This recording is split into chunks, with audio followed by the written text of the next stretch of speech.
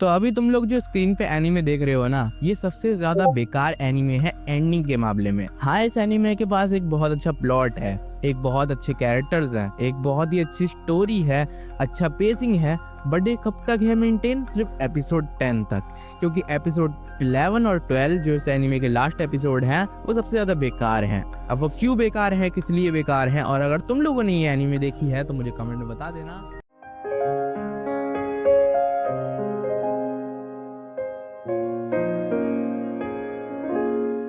और हाँ, इस एनिमे की एंडिंग में ना इतना ज्यादा बेकार कर दिया था इस एनिमे को कि मतलब अटैक ऑन टाइटन की एंडिंग देख के भी ना लोगों को उतना गुस्सा नहीं आया होगा, लेकिन हाँ, इसकी एंडिंग देख के अटैक ऑन टाइटन से ज्यादा गुस्सा लोगों को आ गया होगा कि मतलब इतना सब कुछ उस कैरेक्टर ने करा बट उसके बाद भी उसे कुछ नहीं मिल पाया।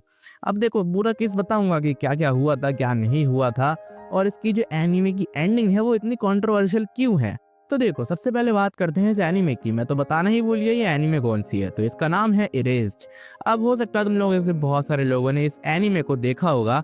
अब ये जो एनीमे थी मैंने देखी थी एनीमे टीएम डबर्स ने, मतलब जो डब करी थी वो वाला वर्जन देखा था मैंने, ओरिजिनल नहीं देखा था। मतलब इन लोगों को बहुत बहुत थैंक यू, इन्हीं की वजह से मैं बहुत सारे एनीमे देख पाया था। मुझे पता नहीं था कहाँ से देखते हैं, बस जस्ट इसी वजह से। तो देखो, साइड में चलते हैं। अब बात करते हैं कि इस एनीमे को बनाया किसने है। तो देखो, ये जो एनीमे था इसको बनाया है की सानबे ने, मतलब इसकी जो मांगा थी उसको रिटर्न करा है और इलिस्ट्रेट करा है वो की सानबे ने करा है। अब ये जो एनीमे है इसको एनिमेट किया है A1 पिक्चर्स ने। 12 एपिसोड वाला एनीमे है और एपिसोड्स ऑलरेडी काफी ज्यादा छोटे हैं, लेकिन एपिसोड्स के अंदर सबसे ज्यादा जो अच्छी चीज है वो ये है कि एपिसोड कॉम्पैक्ट होने के बाद भी इतने ज्यादा इंगेजिंग है कि तुम लोग बस देखते ही रह जाओगे। ठीक है, अगर तुम लोगों ने पहला एपिसोड देखा तो तुम लोग 10 एपिसोड आराम से देख दोगे इसके।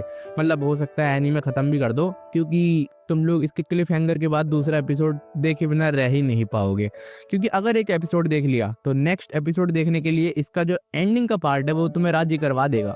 तो देखो, आप थोड़ा बेसिक जान लेते हैं इस एनीमे के बारे में। तो इस एनीमे के अंदर भाई बहुत सारे कैरेक्टर्स हैं, बट हम बात करते हैं पहले हमारा मेन कैरेक्टर।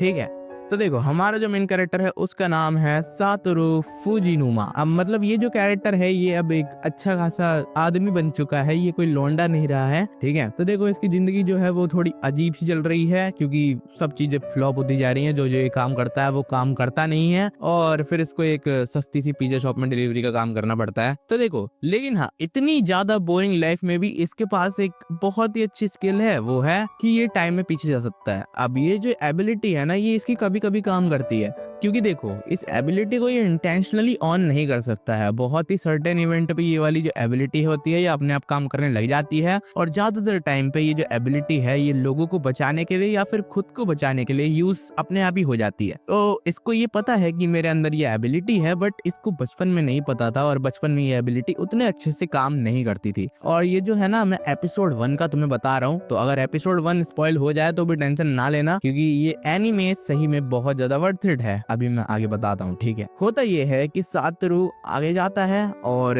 एक दिन वो डिलीवरी करने जा रहा होता है किसी चीज की। बीच रास्ते में एक ट्रक के ब्रेक फेल हो जाते हैं और उसका एक्सीडेंट होने वाला होता है, और सातोरू अपनी एबिलिटी का यूज करता है, जो कि वो खुद से नहीं करता है, बट जब वो यूज हो जाती है तो सातोरू उस एक्सीडेंट को होने से बचा लेता है। लेकिन ना, इस एनीमे के अंदर तुम लोग एक ऐसे बंदे को भी देखोगे जो कि इन लोगों का पीछा हमेशा करता रहता है। इन लोगों का, सातोरू का और सातोरू की माँ का। देखो, होता यह है कि जो सातोरू की माता जी होती है ये आ जाती है सातोरू के यहाँ। अब देखो, कुछ दिन रहने के लिए आती है, बट सातोरू कहता है कि यहाँ से चले जाओ, क्योंकि मेरे कुछ हालात ठीक नहीं है, और अभी जब हालात ठीक हो जाए तो आ जाना वापस। तो होता यह है कि एक दिन जब सातोरू वापस आता है घर पे तो इसकी माँ जिंदा नहीं होती है, क्योंकि उसे कोई पेल के चले आता है, आई मीन टपका के चले आता है, और वो जो टपका के जाता है वो एक किलर होता है। अब देखो, जैसे ही सातोरू घर पे जाता है तो सातोरू के ऊपर ही सारा नाम आ जाता है कि इसी ने ही अपनी माँ को टपकाया होगा, क्योंकि ये यहाँ पर रहने नहीं दे रहा था उसे। मतलब ऐसा पड़ोसी कह देते हैं, और पुलिस भी उसके पीछे लग जाती है। और भागते भागते होता क्या है कि सातोरू की जो एबिलिटी होती है वो एकदम से ऑन होती है, और सातोरू पहुंच जाता है एकदम अपने 10 साल वाले टाइम पे, जब वो 10 साल का था। अब देखो, ये एनीमे थोड़ी सी ना कॉम्प्लेक्स हो सकती है, आगे पीछे हो सकती है, क्योंकि मैंने भी बहुत टाइम पहले देखी थी। अब इससे ज्यादा तो मैं तुम्हें बताने नहीं वाला हूँ, क्योंकि मुझे पता है कि इतनी सी बात नहीं तुम लोगों को बहुत ज्यादा एक्साइटेड कर दिया होगा इस एनीमे को देखने के लिए। मतलब मैं बता रहा हूँ कि अगर तुम लोगों को बहुत ही कॉम्पैक्ट एनीमे देखनी है तो ये वाली एनीमे बेस्ट है। देखो इसके अंदर तुम लोगों को suspense, thriller, time travel, human drama सब देखने को मिलेगा। मतलब कुल मिला के पूरा पैकेज है अच्छा खासा। तो अगर तुम लोगों को ये वाली एनीमे देखनी है ना तो भाई 12 एपिसोड की एनीमे है, 1-2 घंटे में खत्म कर दोगे। अगर तुम लोग भगा भगा के एपिसोड देखने वाले बंदे हो तो आराम से इस एनीमे को खत्म कर दोगे, और धीरे धीरे देखने वाले भी हो तब भी एक दिन में खत्म कर ही दोगे।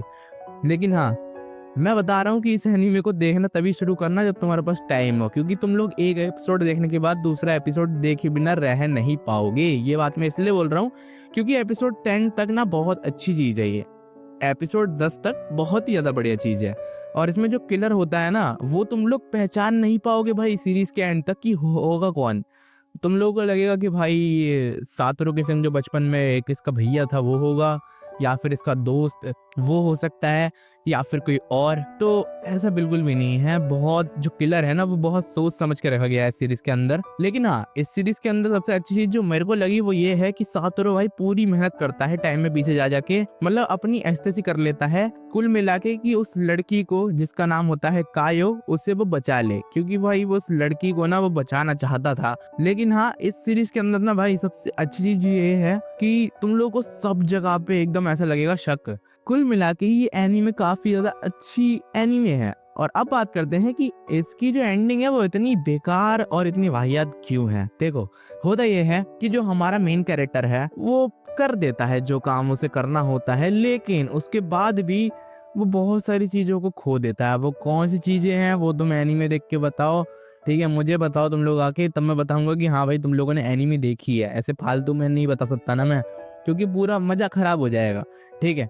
तो भाई आज के लिए बस इतना ही। और हाँ, इसकी जो एंडिंग थी ना वो अगर तुम लोग को अच्छी ना लगे तो भाई उस पर गुस्सा मत होना, क्योंकि ऐसा हुआ था कि ये वाली जो एंडिंग है इसकी ये स्टूडियो वालों ने रखी थी खुद से, मांगा से नहीं उठाई गई थी, ठीक है? तो फिर हाँ, बस आज की वीडियो के लिए बस इतना ही, और मैं मिलता हूँ नेक्स्ट वीडियो में। और तुम लोगों को अगर ऐसी ही और एनीमे सजेशन की वीडियो चाहिए तो मेरे को कमेंट में बता देना कि मैं तुम लोगों को कोई बढ़िया बढ़िया एनीमे सजेस्ट करता रहूँ, ठीक है?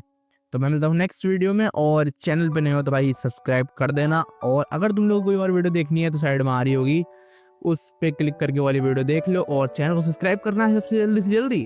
तो वो एक लोगो आ रहा होगा स्क्रीन पे, उसको टैप करके सब्सक्राइब कर देना आएगा, तो सब्सक्राइब कर देना बस। बाय।